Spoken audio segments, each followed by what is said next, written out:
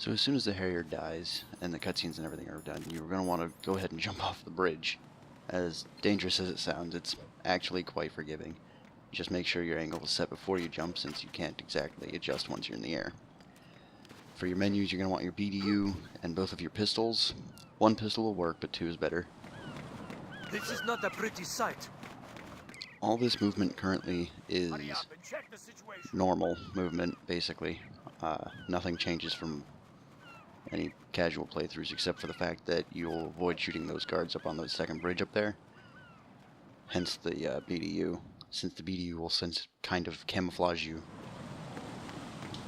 So once you reach up here, you're going to want to move immediately and tap on that wall. Very, very precise. You want to be on the edge of the window before you tap on the wall. That way the second guard up there will not see you. Again, if you need it, just use the video as a reference. So after that section, you want to use your chaff Go in my pants. so that the ciphers ahead won't see you and start shooting at you, wasting a bunch of time. And also, possibly even killing you due to the gaps in the floor. If you don't have chaff coming into this section, there is, at the top of this section of the bridge, another pack of chaffs that you can pick up.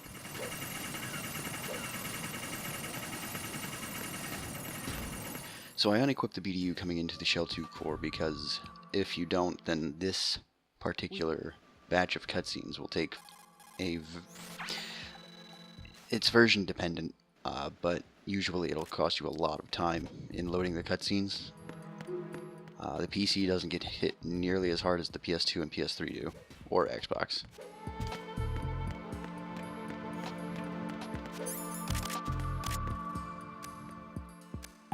I equipped the SOCOM here. You don't have to do it right just yet. I just prefer to do it earlier rather than later. And heading down into B1, the swimming section proceeds just about as normal. As soon as you dive down, there'll be a call. Just take it and skip through it really quickly and then move on with your life.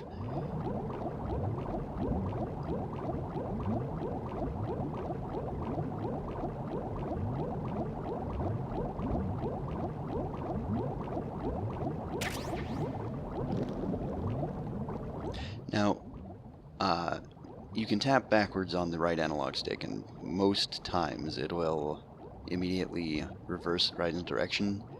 However, sometimes it acts up a little bit, and things like what just happened can happen. Either he won't turn at all, or he'll turn in a random direction. You just kind of deal with it as it comes up. So once you've grabbed the Nikita, call the elevator.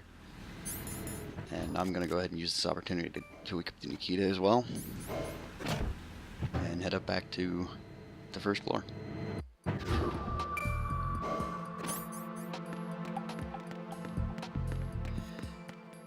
Now on normal, the fastest route for the Nikita is to go into this side room here, take out the cameras, and use the vent across the way.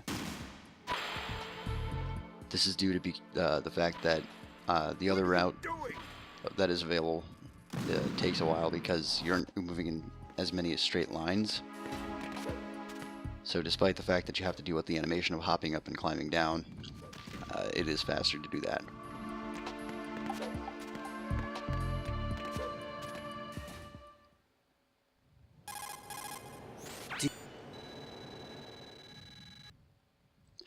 Coming up on the return trip to B1, I will be doing what is known as the swim glitch or swim and air glitch.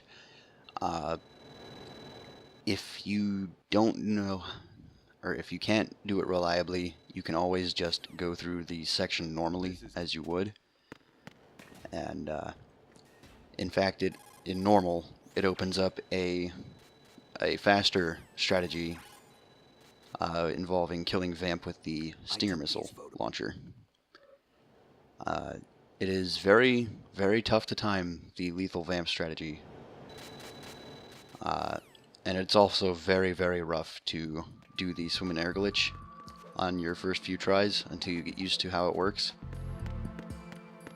I'll be explaining the swim and air glitch when we get there, but Again, if you don't feel comfortable doing it, you can just go through the section normally without too much issue.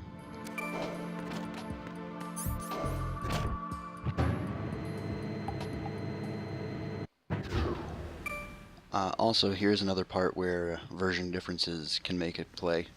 In Sons of Liberty, the original PS2, you can actually clip through the ground just beneath the elevator, but on Substance and anything newer, this is the variant of the glitch you'll have to take. And to achieve this, basically you swim up into that ceiling, aim yourself towards the corner, and tap left on your analog stick or your D-pad, whichever feels more comfortable for you, and the swim button. And if you've got the rhythm correctly, you will end up rising on that corner. Now normally, you would want to take the corner all the way up and out of the ceiling, but if you slide off the wall about halfway up or better, you can do what I just did there. And for Vamp, this is the non-lethal strategy. This is usable in anything up to and including European Extreme. So shoot him in the head with the M9 and shoot 2 stingers into the water. This will drain his stamina a little bit more than just letting him rise normally. Then very carefully dip yourself into the water in hanging mode. And then when he takes a swipe at you, climb up. There will be invincibility frames that you can take advantage of. And then from there, just start punching. The objective here is to do it in 1 cycle. And clearly I failed that here, but it's not a big issue. You can always just hang off the ledge again and try again.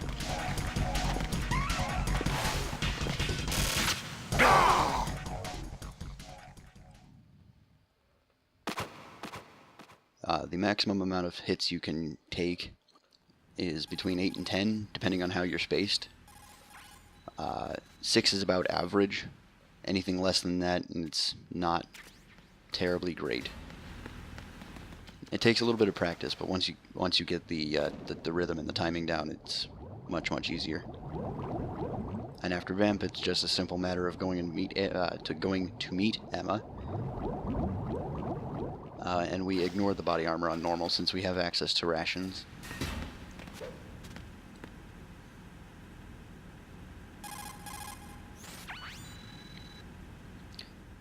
So the next section is the Emma escort, and I will see you then.